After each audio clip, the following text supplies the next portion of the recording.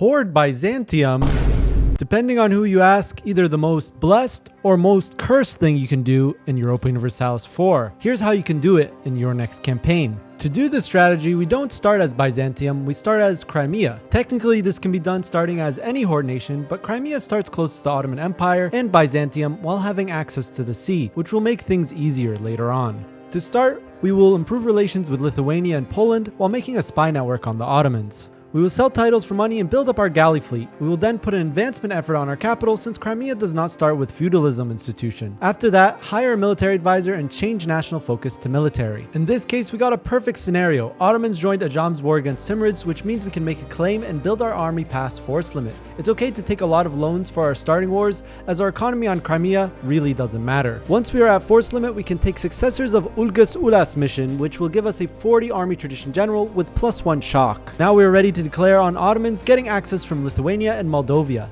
This first war will be the hardest part of this opener, but just remember you are a steppe nomad and taking battles on flat terrain gives bonus shock damage. Once we have more galleys than the Ottomans, we can take a naval battle to remove any blockades the Ottomans put on us, and also use our navy to make our sieges go by faster.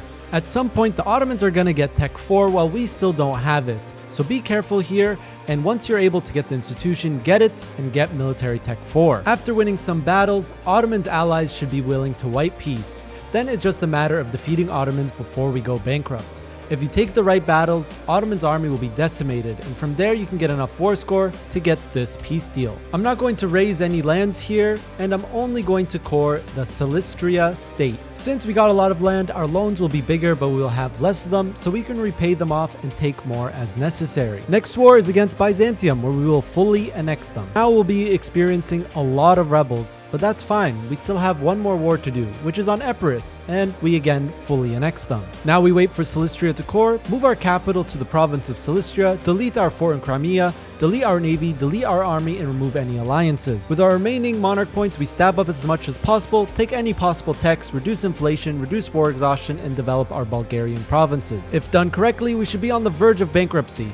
Now we release Byzantium as a vassal and select play as released subject. We are now a chiefdom Byzantium, a subject of Crimea who's in a horrible state with some events and missions immediately available to click. You can then declare war on Crimea, which should be a very easy war. And now that we're independent, the Ottomans might declare war on us, but it will be a lot easier than before. After this, you just conquer like you normally would as Byzantium and wait for our reform progress to tick up, and once we reach our last tribal reform, we can reform into a steppe nomad, allowing us to raise provinces to our heart's desire. Now you know how to become a steppe nomad as Byzantium. Subscribe for more.